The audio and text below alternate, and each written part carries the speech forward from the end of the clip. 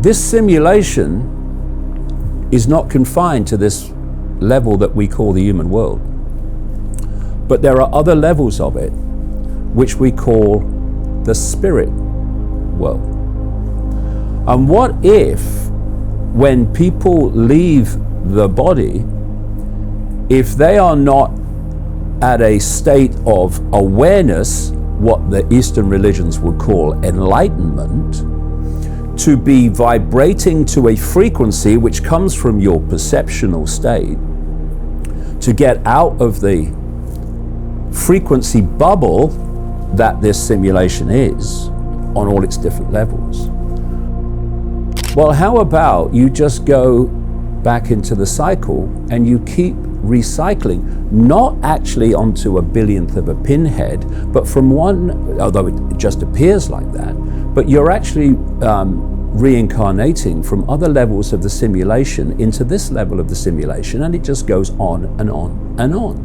And what if, just as people are bewildered by what the hell this world is and what's happening, that when you leave the body, if you've not reached a certain level of awareness of what the hell's going on, then you're bewildered in another way, and you believe, just as you believe you're here for this reason, that reason, or you're here to learn lessons, or whatever you believe, outside of this, still in the simulation, you believe that you have to keep coming back here to learn lessons to get out of the cycle.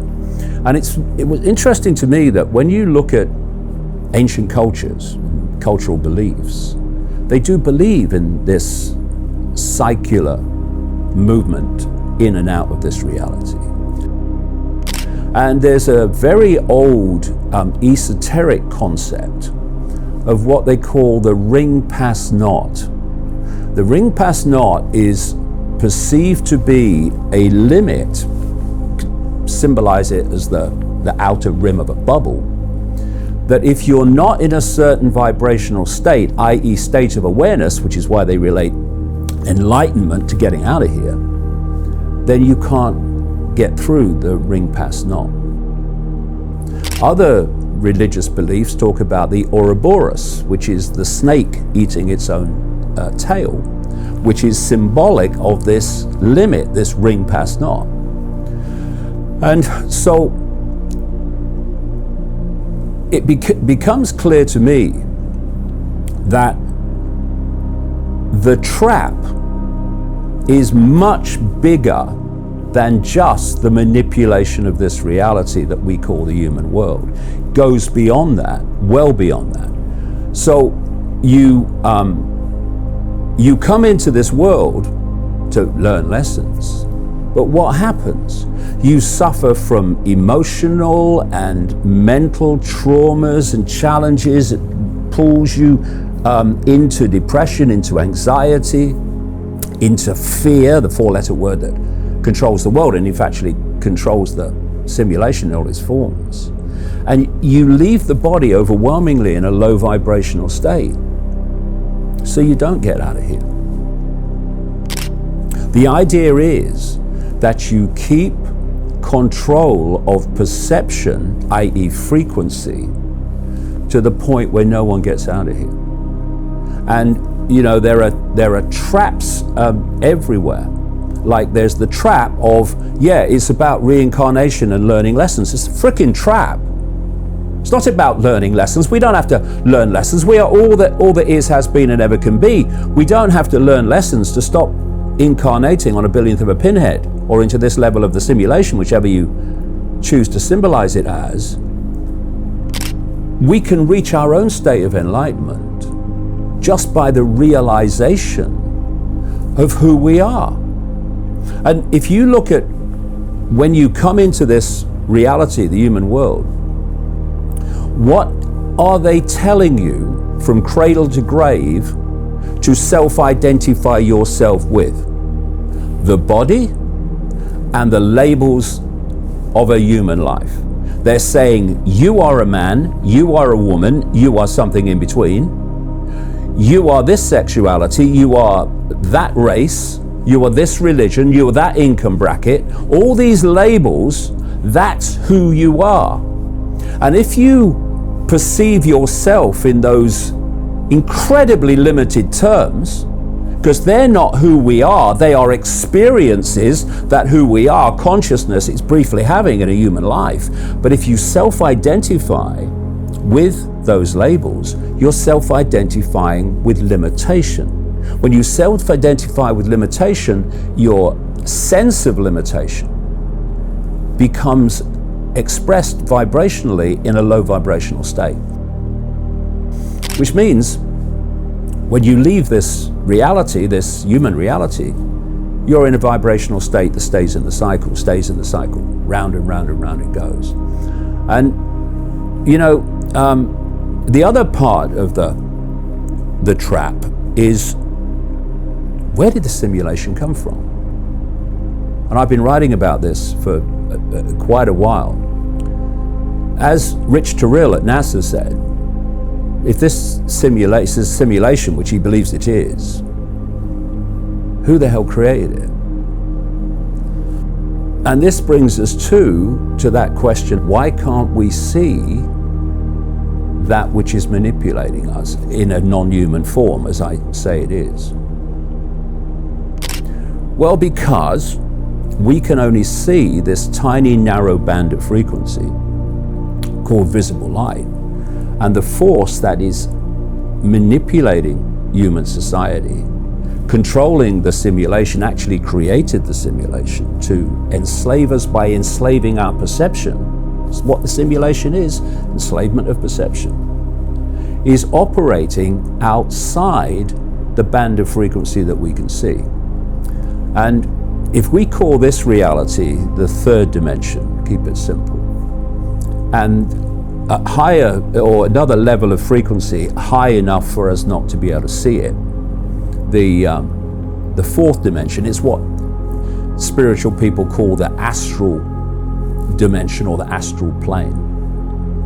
When people talk about astral traveling, it's actually traveling with the mind, because the fourth dimension, the astral dimension, is the dimension of mind. And it's from there that this reality is manipulated, controlled, and orchestrated from.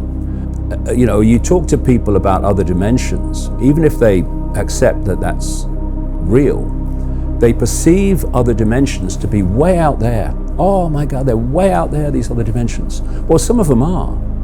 Some of them in frequency terms are so far from the frequency band that we're operating in, it's just ridiculous how far away they are.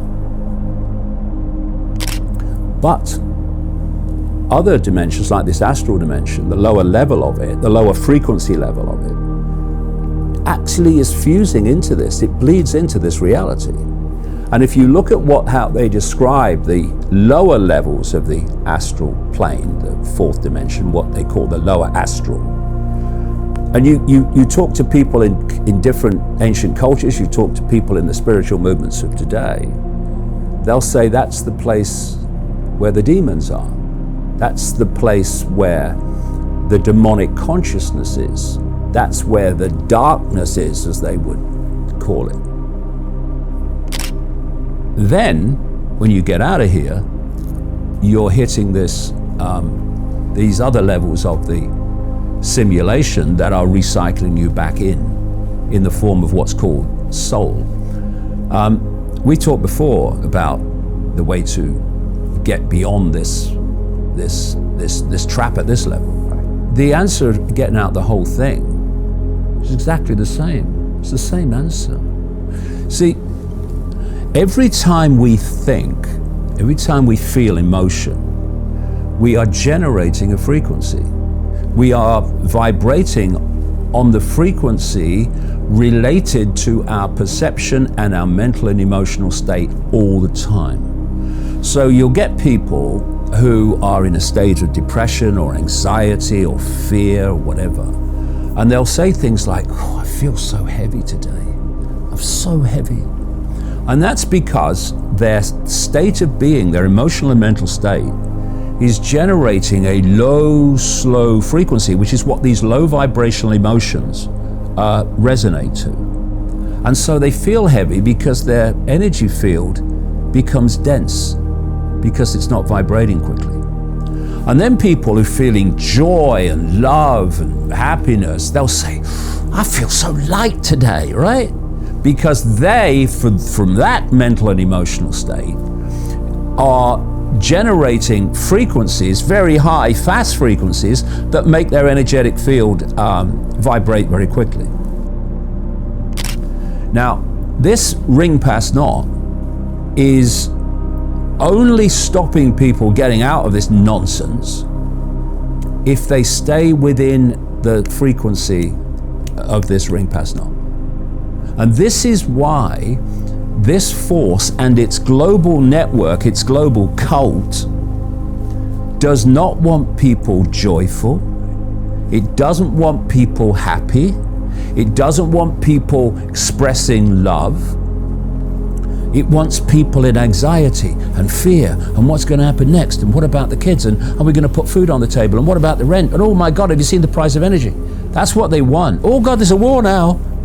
That's what they want, because those responses, those emotional states, are holding you within the simulation, within the ring pass knot, or the Ouroboros, as some call it, like I say. When you leave the body and you are in a higher enough vibrational state to pass the ring pass knot, you just go through it. You see, you can have two radio stations in the same analog system who are on completely different wavelengths, and one goes straight through the other. They're in the same space, but they're not interfering with each other. To the two radio stations, their wavelengths are so far apart, the other one doesn't exist, not even aware of it. So when you leave the body in this high vibrational state, there is no ring pass knot to you. But if you're in a low vibrational state within its frequency range of the simulation, you won't get out. And the reincarnation cycle goes on and on and on and on. It comes down in the end, and this relates to something I mentioned earlier, it comes down in the end to self-identity. See, one of the things I question and challenge is this concept of soul. I know it may seem like semantics and words, but they're words to describe something that's different to something else. So people that believe that death doesn't mean the end, you're not just a body and you die and then you disappear. They talk about soul. Religions talk about soul. But soul is that level of consciousness that is recycled through the reincarnation cycle. For me, what we are, and I'll use this term, we are spirit, and I'll use the definition of spirit to me is that which is aware that it is all that is, has been, and ever can be. It is not the body, that's an experience. It's not even soul, that's an experience. It is spirit that is connected to all other spirit. At that level of awareness, you know that you are a point of attention within all that is, has been, and ever can be. That level of awareness, that level of self-identity, means that you are vibrating at such a level that this simulation can't hold you. If you define yourself as soul, which is, again, still part of separation, because that's the whole point of the simulation. It's to isolate consciousness in the simulation from its spirit outside the simulation. It's isolating, separating the two. So within the simulation is all that people can perceive, and therefore they're trying to get a fix on who they are, where they are from within the simulation. And it's all about separation. So, just as a quick aside, if you wanted to give people consciousness in this reality, for instance, a sense of apartness, a sense of separation, a sense of aloneness, a sense of powerlessness, would you create a simulation where there were multiple worlds peopled by other races, other species, other forms of intelligence, where you had this interaction to learn more and expand. Would you do that if you wanted people in this sense of isolation and separation and aloneness? No. You'd say, gonna create a simulation where there seems to be no other life. So you look at the night sky and you're seeing all those lights, all those stars, all those planets, and if what they say about it is true, this is just an absolute fraction of what possibly exists, although I think there's more to know about that. You would get people in your simulated reality to think that despite all those lights, there's nothing out there.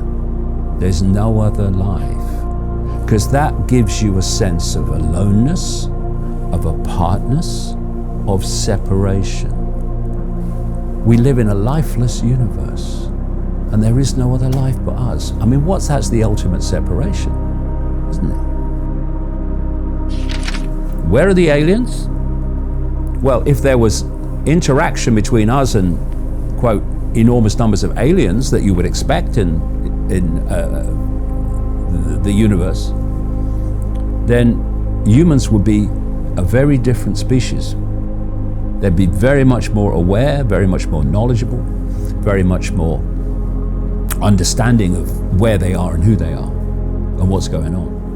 So, press enter, lifeless universe. It's all a simulation. Look into the night sky, you're looking at a holographic, that's why it looks so 3D and solid, a holographic simulation. And so all the pressure, all the encouragement when you're living a life in this reality alone is to think small, to identify with the body and the labels of the human life, which are limitation. I can't, it's not possible. I'm just little me, what power do I have? And in doing so, you hold people in the simulation. On and on and on and on. And you break it by realizing the true nature of who we are. We're not the body. We're not even the mind. We're not even the soul, ultimately. We are the spirit. All that is, has been, and ever can be, currently having a human experience.